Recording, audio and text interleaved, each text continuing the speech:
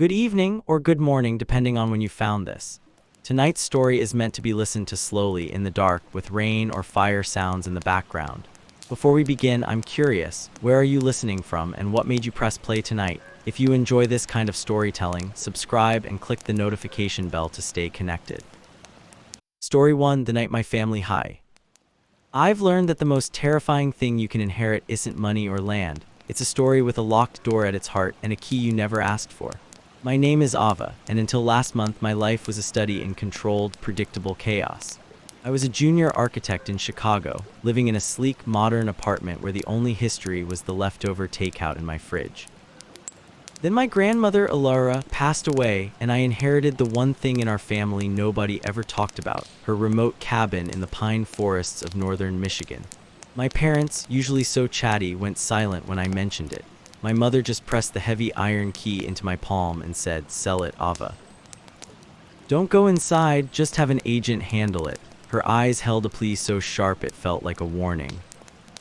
Of course, that's exactly why I had to go. What architect could resist an untouched, century-old structure? What granddaughter could ignore a secret?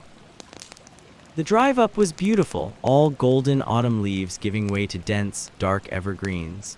The cabin itself, when I finally found it at the end of a 2-mile dirt track, wasn't the rotting horror I'd half expected. It was a sturdy, 2-story log structure, shrouded in the perpetual twilight of the tall pines. It felt watchful. The first unsettling detail was the silence. No birds, no squirrels, just a profound, absorbing quiet that seemed to swallow the sound of my car engine. The second was the smell, not damp or decay, but a dry, sweet scent like old paper and dried lavender that clung to the air even with all the windows boarded up. The third was the door. It wasn't wood like the rest of the cabin, but made of a dark, almost black metal, and it was set into the stone foundation of the house, leading down. A cellar door, but built with an ornate, grim seriousness. The key my mother gave me fit its heavy, archaic lock perfectly. Now I have to ask you guys something because I've been thinking about it a lot. What's the one family story in your history, the weird rumor or the don't ask about great-uncle so-and-so thing that you've always been curious about? Let me know in the comments, because trust me, after this, I understand why some doors are better left closed. I decided to clean the main living space first, avoiding that dark metal door. The cabin was full of my grandmother's things, frozen in time. Her reading glasses on a side table, a half-knitted scarf, jars of preserves in the pantry that had crystallized into strange, jewel-like shapes. I found journals, dozens of them, filled not with words, but with intricate, spiraling geometric patterns and musical notations for songs I'd never heard. It was beautiful, obsessive work. The first night, I slept fitfully on the old sofa. At 3:07 a.m. exactly, I woke to the sound of humming. It was a low, tuneless, resonant sound that seemed to vibrate up through the floorboards. It came from below. From behind the metal door, I told myself it was pipes, the wind, my imagination. But the hum had a texture to it, a physical presence that made my teeth ache. It stopped at dawn. The next day, driven by a mix of dread and furious curiosity, I began to research. In a trunk under more journals, I found old photographs. My grandmother as a young woman standing solemnly before the cabin. My great-grandmother in the same pose. And further back, women who shared my sharp chin and wide eyes, all standing in that same spot, some looking terrified, some looking resigned. It was a lineage of watchfulness. That night, the humming returned, but this time it was accompanied by a soft, rhythmic scraping, like a nail or a claw slowly dragging back and forth across the inside of that metal door. I pressed my ear to the cold metal against every instinct screaming at me to run, and in a gap between scrapes, I heard a whisper. It didn't come from the other side of the door. It came from inside my own head, a sibilant, familiar voice that was my grandmother's, but not. "Ava," it sighed. "The pattern is almost complete." I fled upstairs, barricading myself in the small bedroom. For hours, nothing happened. The silence returned. The crushing, watchful silence of the pines. My heart stopped hammering. I convinced myself it was stress, grief, the power of suggestion. The false safety was so sweet, so convincing. I even laughed at myself a little, a shaky, relieved sound. I decided to leave first thing in the morning to call a real estate agent from the nearest town and be done with it. I unbarricaded the door and crept downstairs for a glass of water. The main room was moonlit, peaceful, and that's when I saw it. On the large, dusty central rug, someone had drawn one of the complex geometric patterns from my grandmother's journals. But it wasn't drawn in chalk or dust. It was etched into the wooden floorboards beneath the rug, grooves worn deep by time, now revealed. And I was standing in the very center of it. The metal door at the foot of the stairs swung open with a groan of tortured iron. Not a crack, but fully open, revealing a yawning staircase descending into absolute blackness. That dry, sweet smell billowed out, now thick and cloying. The humming began again, but this time it wasn't outside my head. It was the cabin itself. The logs, the floor, the very air vibrating with that same tuneless, hungry note. And from the darkness below, things began to emerge. They weren't ghosts, not in any traditional sense. They were like shadows given density, reflections in a flawed mirror. I saw the women from the photographs, me grandmother, my great-grandmother, all the way back but twisted. Their faces were slack, their eyes dark and empty, and they moved with a terrible, synchronized unison, climbing the stairs. They weren't looking at me, they were looking through me, at the pattern on the floor.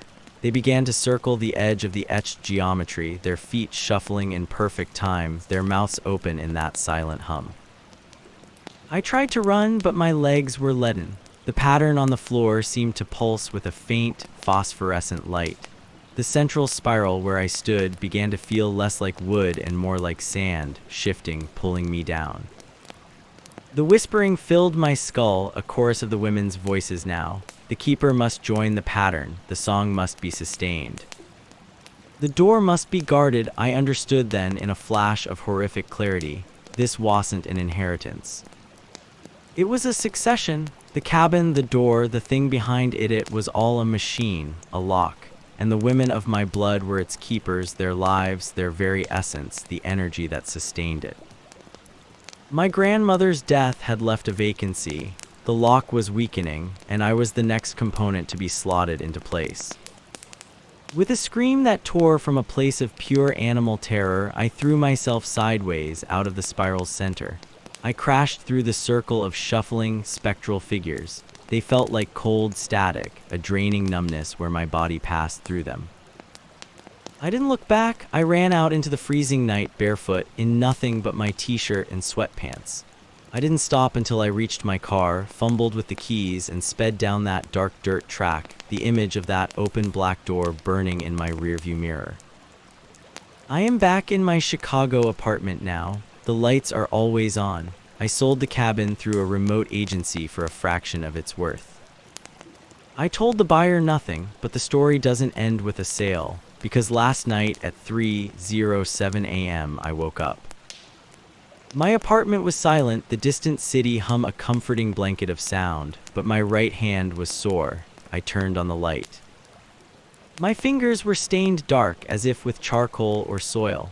And on the pristine white floor of my modern, historyless apartment, drawn in that same grime from beneath my own fingernails, was the first, faint, curving line of my grandmother's pattern. Thanks so much for listening to my story. If you felt that chill down your spine, you're not alone. Please give this video a like if you want to hear more tales of forgotten places and inherited horrors. It really helps the channel. Subscribe and hit that notification bell so you don't miss the next descent into the unknown. And remember, comment below about your own family mysteries, but maybe don't go looking for answers. Story 2, Why I Never Opened the Second Window. I think my apartment came with a tenant. That's the only way I can explain it. My name is Ava, and 6 months ago I moved into my dream place, a spacious one-bedroom in the old Kensington building. It was a steel with high ceilings, original hardwood, and a huge bay window in the living room that overlooked the sleepy, tree-lined street. The landlord, Mr. Henderson, a man with a perpetual sniff and ink-stained fingers, had only one peculiar rule. Pointing a trembling finger at the ornate, painted-shut window in the bedroom's second window, he called Ith said, "This one stays closed and locked. Don't try to open it. The frame is rotten." "It's a safety issue," Id nodded, already mentally arranging my bookshelf. It was an old building. Quirks were part of the charm. The first few months were bliss. I loved the creak of the floorboards, the way the afternoon sun slanted through the dust motes in the living room. I even loved the faint, constant smell of old books and lemon polish. But then, the small things started. I'd find a single, cold draft coiling around my ankles in the bedroom, even though the radiator was blasting and the primary window was sealed tight. The smell would sometimes shift, just for a moment, from lemon to damp soil and something sweetly metallic like copper pennies. And the sounds, not bumps in the night thighs, was subtler. A soft, rhythmic scratching like a branch against glass, but there was no tree near my bedroom wall. It would always stop the moment I held my breath to listen. Hey, before we go further, I have to ask you guys something because it's been eating at me. Have you ever had a rule in a house you rented that just felt off?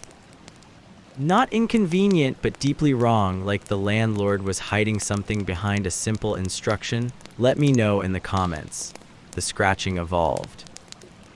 It became a tap, a polite, persistent tap tap tap on the glass of the second window, always between 2:17 and 2:19 a.m. I'd lie frozen, my heart a frantic bird in my chest, staring at the heavy velvet curtains I'd hung over it. One night, fueled by equal parts terror and rage, I threw the curtains open. There was nothing but the black reflection of my own pale face and the dark room behind me. The tapping stopped.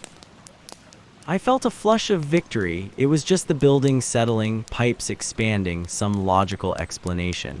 I left the curtains open, a defiant act to prove to myself there was nothing to fear. That was my false safety. The silence that followed was worse. It was a thick, listening silence. I started having dreams of the window being open, the cold night air flooding in, and a presence standing in the corner of my room, not moving, just waiting for me to see it. I'd wake up gasping, the room frigid. The smell of wet earth was now a permanent guest. I became obsessed with the window. I researched the building's history, nothing but mundane records. I tried to pry at the painted seam with a butter knife. The paint was ancient and hard as rock, but for a second, I swear I felt the lower sash give a millimeter, and a breath of freezing, foul air whispered through the gap. I jammed the knife back in, my blood running cold. The climax happened on a Tuesday. I came home from work exhausted. The apartment was ice cold. All the lights I'd left on were off, and the bedroom door, which I always kept open, was shut. From behind it came a new sound, a wet, dragging shuffle and a low, guttural humming that vibrated in my teeth. My name wasn't being called, but it felt like it was being pulled from the air around me. Ava. My legs moved me to the door. My hand, trembling violently, turned the knob. The room was dark, lit only by the streetlight filtering through the main window. The second window's curtains were drawn back, and it was open. Not fully, but a dark, impossible inch. The painted shut seal was broken, splintered from the inside. The humming was coming from the deep well of shadow in the corner, where the light didn't reach. The shape there was man-sized, but wrong, all elongated limbs and a head that lolled at a sickening angle. It stopped humming. The streetlight caught the glint of eyes that held no reflection. It took a step forward, that wet shuffle, and the smell of grave dirt and old blood washed over me. It wasn't coming for me, it was walking past me, its gaze fixed on the open living room, on the big, beautiful bay window I loved so much. It was heading for the outside world. The rule wasn't to protect me from falling out, it was to protect everything else from what was waiting to get in. I slammed the bedroom door and threw my body against it, hearing the shuffle stop on the other side, then turn and come back toward the thin wood that separated us. I am still here holding the door, the lock won't engage, and from the other side I can hear the soft, patient sound of fingernails beginning to scratch. Thank you so much for listening to my story. If you felt that chill down your spine, please give this video a like, it helps more than you know. subscribe, and hit the bell for more tales of the unexplainable. And remember, in the comments below, tell me about your strange house rules. Stay safe out there.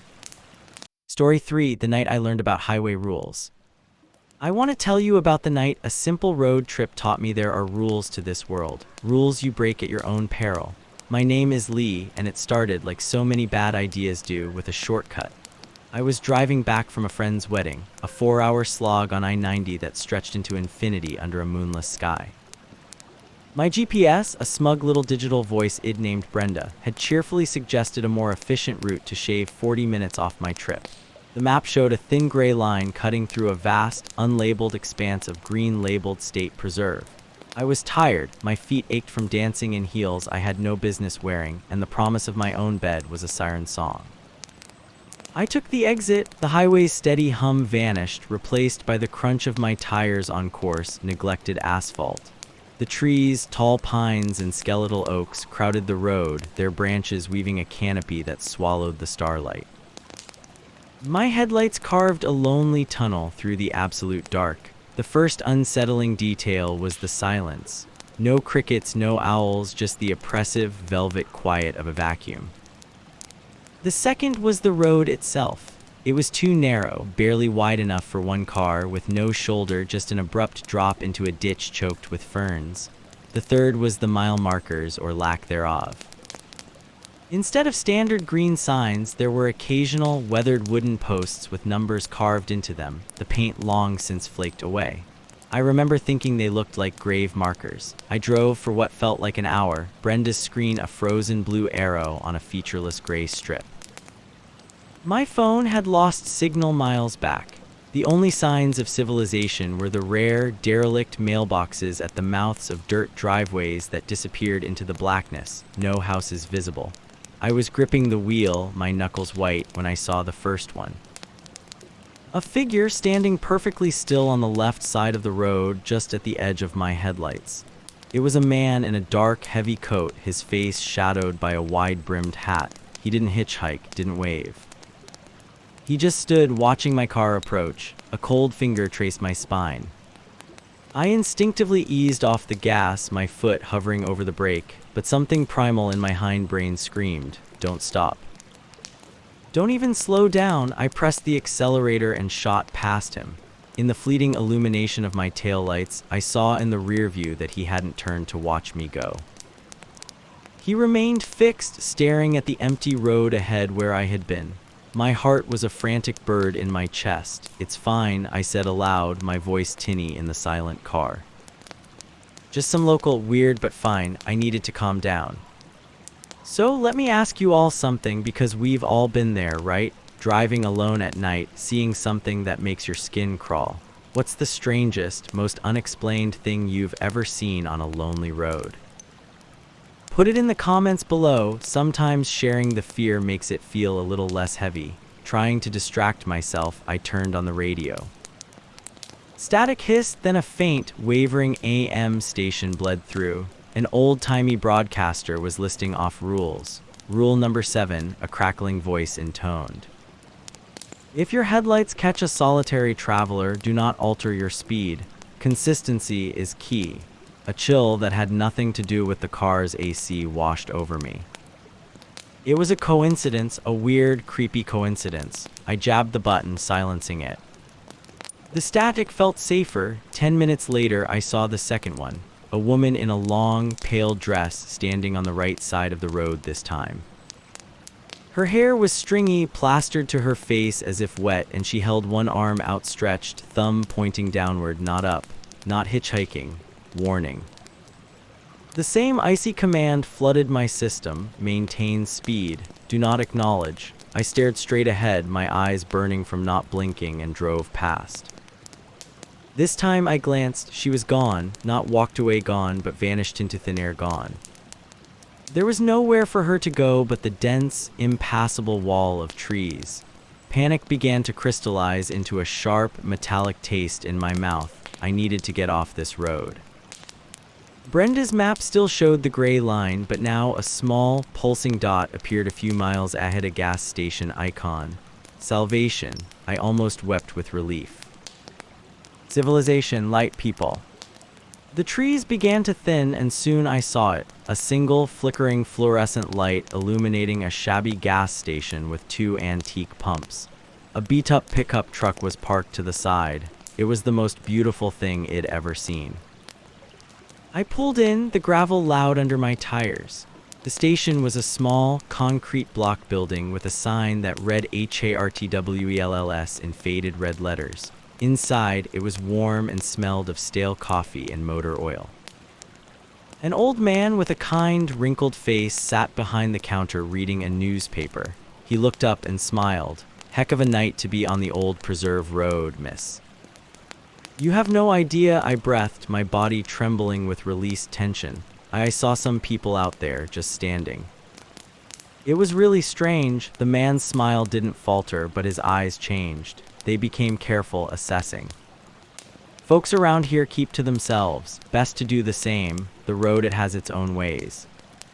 "You didn't stop for none of 'em, did you?" "No," I said quickly. "I just kept driving." "Good, that's good," he nodded, seeming relieved. "You're about halfway through. Stick to the road. Don't stop for anything that seems off. Not for a broken down car, not for a crying child, you hear? Just keep driving till you hit County Route 9. Y'all see the lights." I bought a bottle of water and a bag of chips, my hands steadying. His words were unsettling, but he was a real person in a real place. The false sense of safety was intoxicating. The rules were just local superstition, weird backwoods folklore. Feeling emboldened, I used the restroom, splashed water on my face, and returned to my car. The old man watched me from the window, giving a small, solemn wave as I pulled back onto the dark ribbon of asphalt. The comfort lasted 5 minutes. The darkness after the gas station's island of light felt thicker, hungrier. And then I saw the car. It was an old sedan, parked haphazardly on the left, its nose pointed toward the trees, one door hanging open. A woman was slumped over the steering wheel, not moving. My foot slammed on the brake before I could think. The old man's warning echoed, but this was different. This was real. Someone was hurt. I stopped about 20 feet behind it, my hazards blinking a frantic orange rhythm into the night. "Hello." I called, getting out. The air was cold and smelled of damp earth and pine. "Are you okay?" I approached slowly, my phone's flashlight cutting a weak beam through the gloom. The woman didn't move. As I got closer, I saw the car was empty. No one was in the driver's seat. The slumped form was just a coat draped over the wheel. A trap. A hand, cold and firm as stone, clamped onto my shoulder from behind. I screamed, whirling around. It was the man from the gas station. But he wasn't kind anymore. His face was a grim mask, his eyes reflecting the hazard lights with a flat, animal shine. "I told you," he whispered, his breath smelling of old tobacco and something sour. "Don't stop for anything." I tried to pull away, but his grip was iron. From the trees around the car, shapes emerged. The standing man in the hat, the woman in the wet dress. Others, their features blurred in the shadows, moving with a silent, unified purpose. They weren't ghosts, they were something else, something that belonged to the road. "The rules are for your protection," the old man hissed, "and for ours, you broke the compact. The road needs a traveler." I kicked, I fought, I screamed until my throat was raw. They were implacable, dragging me toward the dense tree line. My flashlight fell, shattering on the asphalt. The last thing I saw was my own car, hazard still blinking uselessly, and the open door of the sedan, a black mouth waiting. Then the darkness of the trees swallowed me whole. It wasn't a darkness of absence, but of presence. It was cold, and it breathed, and it had countless unseen eyes. I don't know how long I was in there. Time lost all meaning. There were sounds, rustlings, whispers that weren't quite words, the occasional distant, hollow bang like an old car door shutting. I ran until my lungs burned, tripping over roots, branches tearing at my clothes and skin. Eventually, I saw a glimmer, not daylight, but the distant sodium glow of streetlights. I stumbled out onto the shoulder of a proper two-lane highway, a County Route 9 sign gleaming in the headlights of a passing truck. I collapsed, sobbing. The police were kind but skeptical. They found my car still running, hazards blinking, door open. They found the abandoned sedan. They found no gas station named Hartwell's on any map, old or new. They called it shock exposure, a hallucination born of fatigue. I let them. What could I say? I'm back in my apartment now. The lights are on. The doors are locked, but I can't sleep. Because last night, as I was trying to calm my nerves, I made a terrible mistake. I pulled up a satellite map, I traced the route, and there it was, a clear, thin line through the green of the state preserve. The road, and on that road, using the historical imagery feature, I toggled back through the years. In the images from 2 years ago, I saw it. A single flickering fluorescent light in the clearing, Hartwell's, and parked next to it, clear as day, was a beat-up pickup truck. My blood turned to ice. I zoomed in, my hand trembling, and in the latest image, taken just 6 months ago, the clearing is empty. No station, no light, but in the exact spot where I stopped, where the sedan was, the satellite captured a tiny, dark blur on the asphalt. And just inside the tree line, another blur, faint and smudged, but unmistakably human-shaped. Watching the road, waiting. So I'll leave you with this warning, a new rule I've learned too late. When your GPS offers you a shortcut through the empty green spaces on the map, you say no. You take the long way. You stick to the highways with bright lights and mile markers that make sense. Because the other roads, the old roads, they're still in use, and they have rules all their own. I broke them. And now, every night when the world goes quiet, I hear it. The faint, static hiss of an AM radio from somewhere down the hall and a crackling voice starting to list them off again. And I know my journey isn't over. The road simply found a new path home. Thank you so much for listening to my story. If you felt that chill, that sense of dread, then you understand. Please, if you enjoyed this tale of terror, give this video a thumbs up. It helps more than you know. Subscribe to the channel and hit that notification bell so you never miss a story. And most importantly, share your own experiences in the comments below. What's the strangest road you've ever been down? Until next time, drive safe. Story 4. The rules my grandmother never told me. I moved into my grandmother's house to get away from my own life, but I ended up finding hers and it was waiting for me. My name is Lee. After the divorce and the layoff, all I wanted was quiet, a place to lick my wounds without the pitying looks from friends or the crushing rent of the city. Nana's old place, a 2-story Victorian at the end of a rural lane, inherited but untouched since her passing 5 years ago, seemed like a sanctuary. The air smelled of dust, lemon polish, and something fainter like dried lavender and old paper. It felt like a hug from a ghost. I noticed things, of course, small things that I chalked up to an old house settling. The way the grandfather clock in the hall only ticked at night, its pendulum silent and still during the day. The collection of small, smooth river stones arranged in a perfect line on the windowsill above the kitchen sink. And the mirrors, every one of them was covered with a thin, embroidered cloth. I figured it was just an old superstition, a quirk. I uncovered them. The first thing I did, in fact, was pull down the cloth from the large oval mirror in the foyer, wanting to see the space feel bigger, brighter. My own tired face staring back felt like a small rebellion against the past's quiet rules. The first week was blissfully uneventful. I painted, I read, I drank too much wine and didn't feel guilty about it. The silence was deep, but it was a clean silence. Then the sounds began. Not the groans of pipes or the creaks of floorboards, but deliberate sounds. The sound of a rocking chair, its rhythm slow and steady, coming from her sealed-up sewing room upstairs. I'd charge up there, heart hammering, to find the room dusty, the chair still. The smell of lavender would intensify, sometimes so strong it made my eyes water, with an undercurrent of damp soil, like a garden after a rain, though the house had no garden. I started sleeping with the lights on. You know that feeling when you're home alone and you just feel a presence. That specific, weighty silence that isn't empty at all. It's one thing to joke about it, another to live in it, to have the air in your own bedroom grow thick and cold in one particular corner night after night. I began to talk to her, to Nana. Please, I'd whisper into the dark, if it's you, just let me sleep. I am not bothering anything. The silence would feel considering. Then the rocking would start again, softer, from right outside my door. I found the journal in a locked desk drawer I'd finally pried open, the key hidden inside a hollowed-out book of psalms. It wasn't a diary of recipes or memories. It was a ledger, a list of dates going back decades, and beside them, single, chilling lines. April 3, 1987, offered milk and honey. It accepted, quiet for a season. Halloween 1992, boundary stones disturbed by children.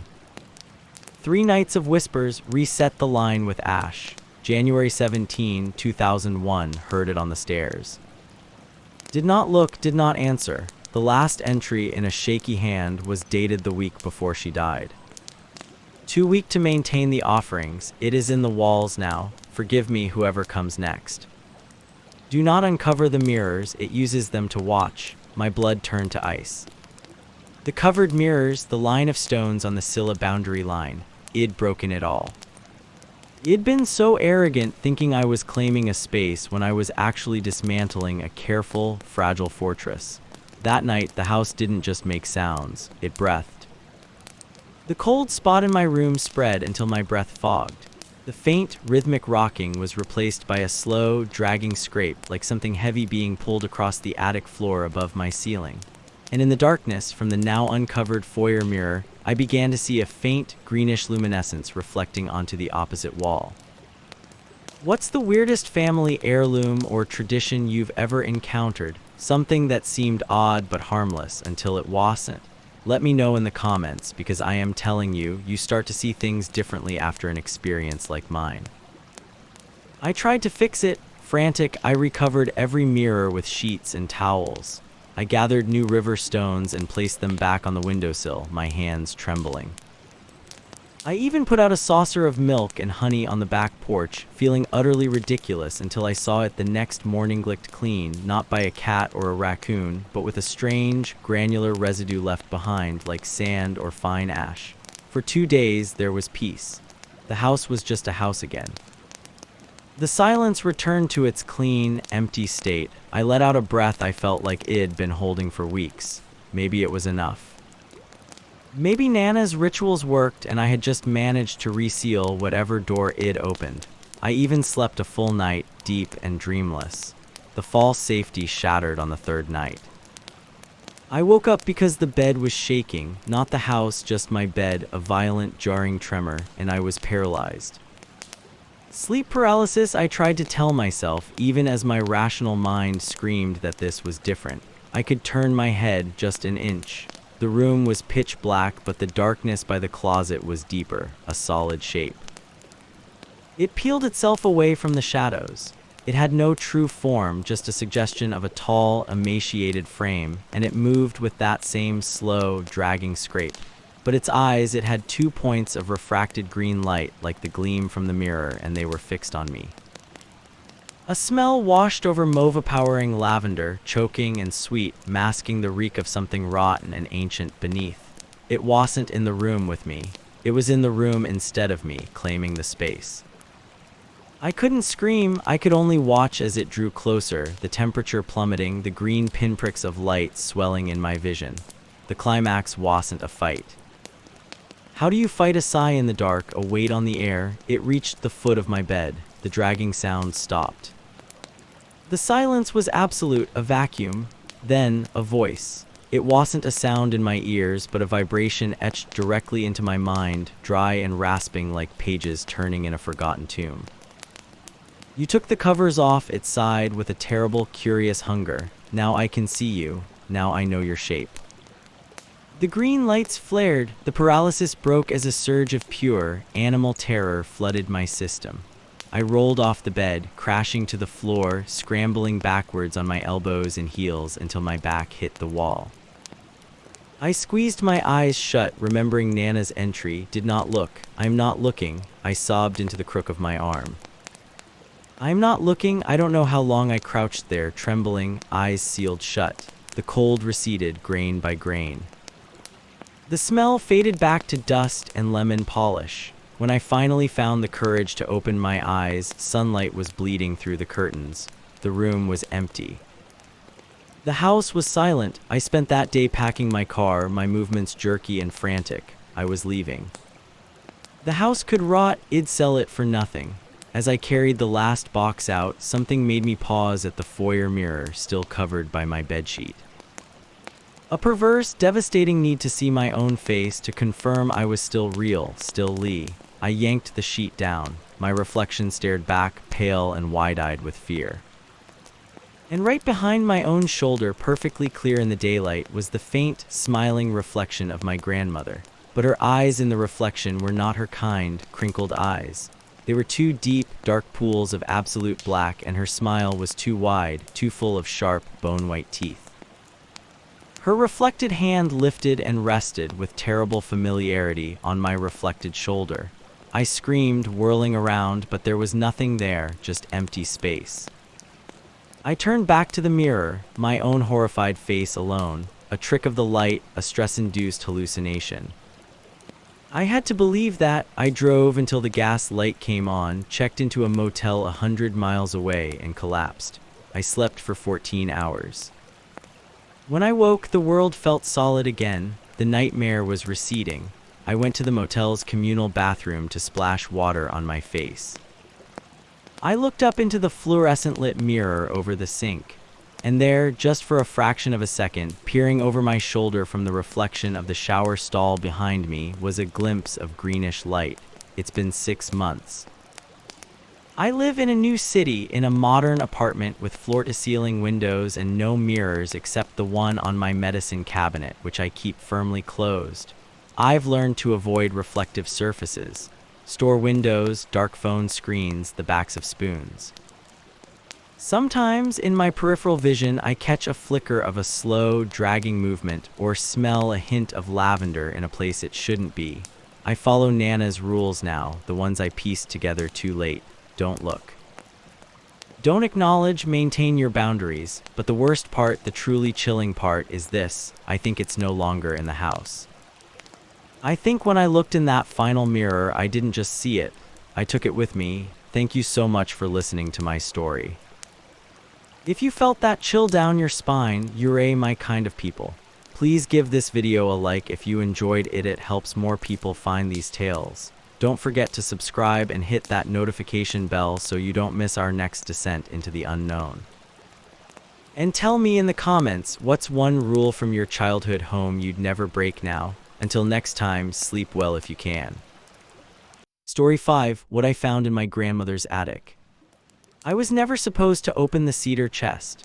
My name is Ava, and my grandmother's last words to me, whispered with a grip that bruised my wrist, were, "The key is for looking, Ava, not for unlocking."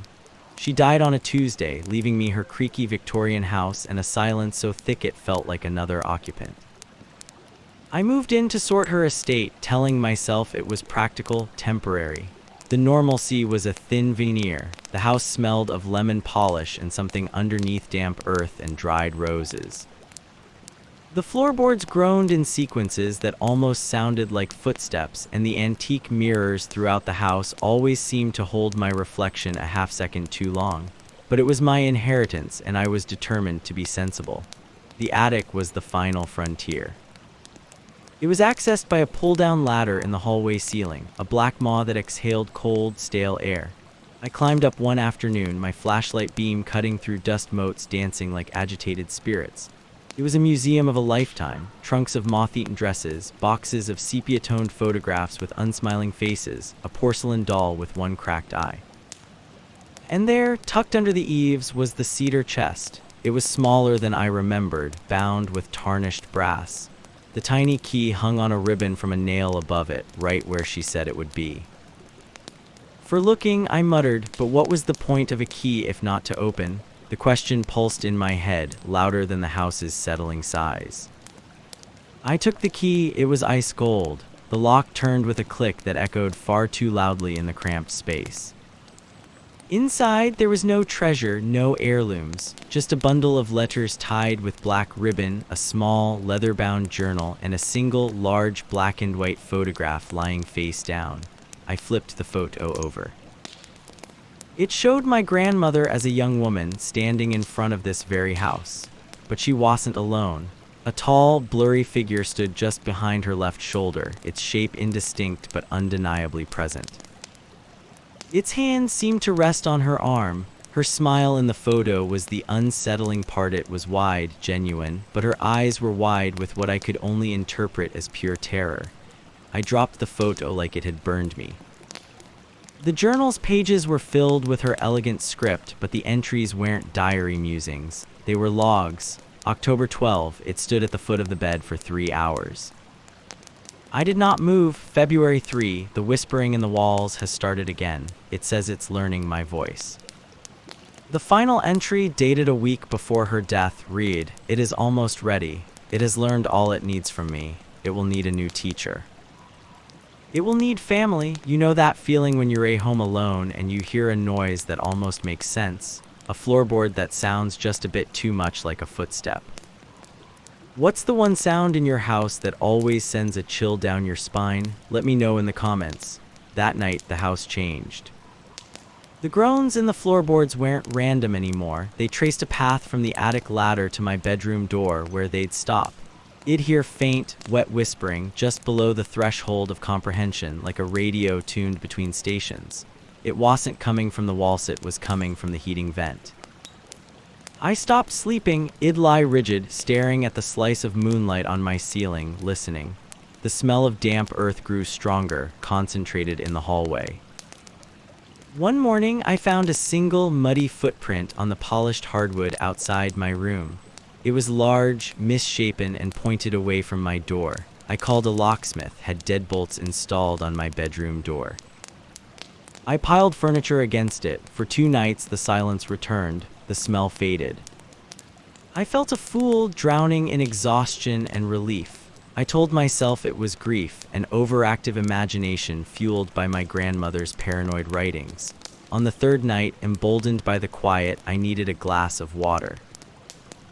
I moved the chair from the door, my hand trembling as I turned the new deadbolt. The hallway was empty, moonlit. I crept to the kitchen, my heart hammering a frantic rhythm against my ribs. I filled a glass, the water shockingly loud in the silence. As I turned to go back, I saw it, reflected in the dark window over the sink. Standing directly behind me in the kitchen doorway was the blurry figure from the photograph. It was taller than the frame, its head cocked at an unnatural angle. It wasn't solid. It was like a smear of darkness on the air, but I could see the suggestion of long limbs, of a too wide mouth. I didn't scream.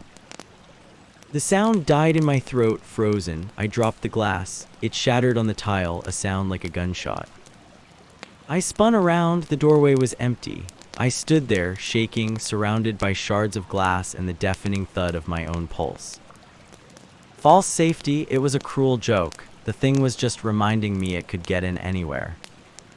The climax came the next evening. I was sitting in the living room, trying to read, jumping at every shadow. The whispering started again, but this time it was clear. It wasn't in the vents, it was in the room with me. It came from the empty armchair across from me, a low, guttural sound like stones grinding together. It was using my grandmother's voice, but wrong, like a recording played too slow. "Ava," it rasped, "teach me." I couldn't move. My book slid from my numb fingers. The air grew frigid. The figure materialized not in the chair, but from it, rising up like smoke given form. It was more defined now. I could see the hollow pits where eyes should be, the long, twitching fingers that ended in points. It took a step towards me and the room darkened, the lamplight dimming as if swallowed. "I learned her fears," it said, my grandmother's voice cracking over the words. "Now I will learn yours." Family teaches best. That's when I ran. Not out the front door, it stood between me and the exit. I bolted for the attic ladder, scrambling up into the cold dark, driven by a primal instinct to hide in the last place I'd seen it. I pulled the ladder up behind me, sealing myself in the tomb-like attic. I huddled behind the cedar chest, my breath coming in ragged, silent sobs. I could hear it downstairs, a slow, dragging gait. Thump, scrape, it was searching. Then silence for 10 minutes, 20, there was nothing. Had it gone? Had it given up, my legs were cramping, I had to move. I crept from behind the chest, my flashlight had rolled away. In the near-total dark, I felt my way towards the attic hatch. My hand brushed against something cold and smooth, the porcelain doll. As my fingers closed around it, the single cracked eye seemed to gleam in a sliver of moonlight from a dormer window. And then, from the darkness right beside my ear, so close I felt the chill of its breathless words, it whispered. This time, it wasn't my grandmother's voice, it was mine. It was my own voice, perfectly captured, humming the tune I'd been humming in the kitchen just that afternoon. It had learned. The hatch at my feet began to creak open, not from below, but from something pushing it down from the inside up here with me. I wasn't sealed in, I was locked in with it. I still live in the house. The lawyers say the estate is settled. Sometimes, in the dead of night, I'll hear my own voice whispering from the heating vent, telling me stories I don't remember living, teaching it things I never meant to share. And I always keep the attic key on me, cold and heavy in my pocket. Because the worst part isn't the thing that learned from my grandmother. The worst part is knowing it's still up there in the dark, practicing. Thank you so much for listening to my story. If you felt that chill down your spine, you're not alone. Please show your support by giving this video a like. It helps more people find these tales. And don't forget to subscribe and hit that notification bell so you never miss a story that might just keep you up at night. What's waiting in your attic? Let me know your thoughts and your own creepy experiences in the comments below. Thanks for listening. Don't forget to subscribe for more horror stories.